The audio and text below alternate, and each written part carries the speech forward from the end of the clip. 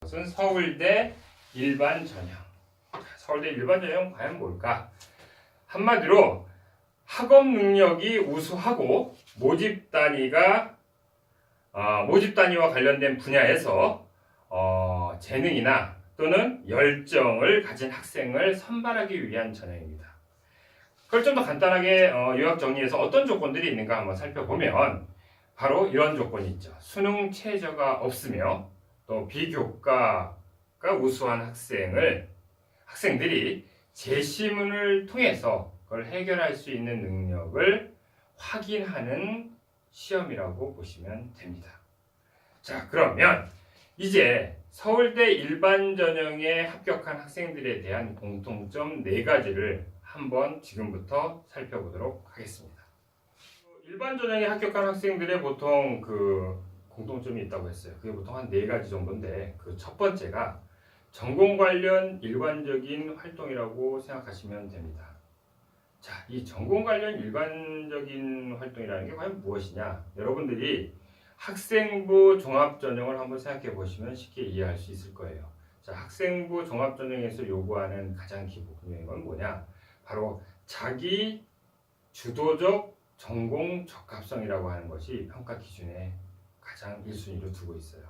그리고 그 평가 요소는 바로 학업 역량입니다.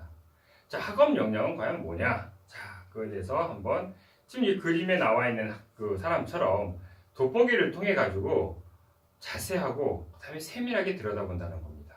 그럼 자세하고 세밀하게 들여다볼 때 어떤 걸 자세하고 세밀하게 보느냐? 이게 또 중요하단 말이에요. 자, 그러면 지금 선생님이 여러분들한테 말씀드리고 싶은 건 뭐냐면 바로 학업 역량이라고 말씀드렸어요. 그럼 도대체 학업 역량이라는 게 뭐냐? 바로 대학 전공 학습을 하는 데 있어서 이 학생이 정말 잘할 수 있는지 라는 그런 능력을 알아보는 것이 바로 학업 역량에 해당됩니다. 자, 보통 전공이나 희망 계열에서 관련된 학습들을 수행할 수 있는 진로 적성이나 자기 주도성 같은 것들을 우선시한다고 생각하시면 되겠죠. 자, 그러면 전공 관련된 어떤 그 성적이나 아니면 뭐 수상 실적이나 또 그것을 통한 성취나 아니면 뭐 그걸 통해서 이룬 지적 호기심이나 아니면 그 과정의 우수성들을 드러내기 위한 우리가 교과 세부 특기 같은 거 이런 것들을 여러 개 나열하는 것은 그다지 중요하지 않습니다.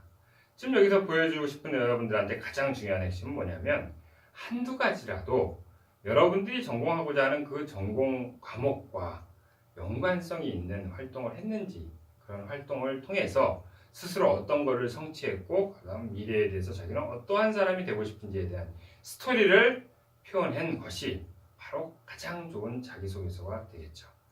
요약해서 한 번 더 말씀을 드린다면 보통 자신이 궁금해하거나 또는 더 알고 싶은 분야가 있다면 뭐 책을 사서 본다든지 아니면 선행 연구를 한다든지 아니면 강연을 가서 듣는다든지 하는 과정을 통해서 비판적인 사고도 생길 것이며 또 합리적인 의심도 여러분들이 생겨서 어떤 아젠다를 설정해서 그 아젠다에 통한 아주 우수한 과정을 여러분들이 해결해 나가는 과정을 바로 서울대 일반전형에서 뽑고자 하는 학생의 선발 기준이라고 생각하면 됩니다.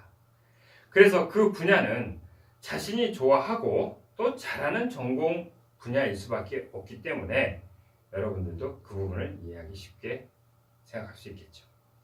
자, 그럼 두 번째로 이제 공통점인 그 얘기는 뭐냐면 바로 탐구보고서의 작성 능력이라는 겁니다. 보통 대학에서는 학부 때 레포트를 쓰죠. 논문을 쓰지는 않는다는 얘기예요. 논문은 석박사 과정에서 쓰게 되기 때문에 레포트를 쓸 수 있는 능력 정도의 여러분들이 어떠한 준비가 되어 있는지를 살펴보면 된다는 얘기예요. 그러면 레포트를 쓰기 위해서는 뭘 해야 됩니까? 일단 주제를 설정을 해야겠죠. 그러면 주제를 설정한 다음에 가설을 세우고 그 다음에 어떻게 해? 조사를 해야죠. 그리고 설문을 할 것이며 또 비교하고 또 비교를 해본다면 이제 내 스스로의 생각과 같은지 다른지에 대한 비판도 해봐야 될 것이고 또 나아가서는 뭐 브레인스토밍이라든지 아니면 브레인 라이팅이라든지 아니면 비주얼 띵킹이라든지 뭐 프레젠테이션이라든지 이런 등등에 대한 다양한 활동 능력들을 지니고 있는지에 대해서 알아본다는 거죠. 그래서 지금 나와 있는 것처럼 레포트 하나를 작성해서 여러분들이 준비할 많은 과정들을 잘 갖추고 있는지에 대해서 알아보고 있다는 점에 유의하시면 되겠고요. 자, 바로 세 번째로 넘어가도록 합시다. 자, 세 번째는 폭넓은 독서 활동입니다. 서울대 자소서의 4번 문항이 바로 최근에 본인이 읽었던 책 중에서 3권, 감명 깊었던 책 3권에 대해서 한번 말해라라는 부분이 있죠. 이와 마찬가지로 대학에서는 왜 이런 것을 요구를 하느냐, 특히 서울대는 왜 이걸 요구하느냐, 그걸 간단하게 생각하면 돼요. 좀 전에 2번에서 말씀드린 것처럼 바로 대학은 무엇을 하는 곳이에요? 바로 레포트를 제출해야 되기 때문에 대학에서 레포트를 쓰려면 주제와 연관된 자료를 찾는 능력, 또는 물론 문제를 독서나 선행 연구나 아니면 다큐나 영화나 아니면 컬럼 등의 어떤 다양한 도구를 통해서 해결해야만 합니다. 그 중에서 가장 으뜸이 되는 1등이 뭐냐? 독서죠. 그래서 서울대 자소서 4번에 책 3권을 고르고 그 선정 이유를 쓰는 까닭이기도 합니다. 저희 학원의 블로그에 보면 바로 서울대 자소서 4번 문항에 대한 것들을 한번 또 기재해 놓은 것도 있으니까 그걸 한번 잘 참고하시면 많은 도움이 되리라고 생각합니다. 자, 그럼 이걸 한번 요약 정리해 보도록 합시다. 자, 바로 독서를 통한 활동은 레포트뿐만 아니라 서울대 자소서 4번에 가장 큰 도움이 된다. 이렇게 설명드릴 수 있겠습니다. 자, 곧바로 네 번째 공통적인 사항에 대해서 알아보도록 할게요. 바로 탁월한 영어 실력입니다. 왜 탁월한 영어 실력이 필요하냐면 대학에서는, 특히 이과 쪽에서는 원서를 통해서 수업을 하게 됩니다. 그러면 아무래도 원서를 읽으려면 최소한 영어 실력이 어느 정도 수준은 되겠죠. 또한 어떤 강의는 원어민 강의를 들어야만 하는 경우도 있습니다. 그때 성적은 당연히 좋아할 것이며, 따라서 영어 말하기 대회라든지 아니면 에세이라든지 또 초중고에서 많이 하고 있는 과학 토론 대회 같은 것 등을 통해서 여러분들의 어떤 수상 실적이나 아니면 교과 세득 같은 것 등을 통해서 원서를 읽거나 또는 영어로 학습하는 과정들을 나타낸다면 참 좋겠죠. 마지막으로 서울대 학생부 종합전형 안내서에 적힌 글을 한번 소개해 드리려고 합니다. 점수 위주의 선발 방식에서는 매우 미비한 점수 차이에 의해 합불이 결정되기도 합니다.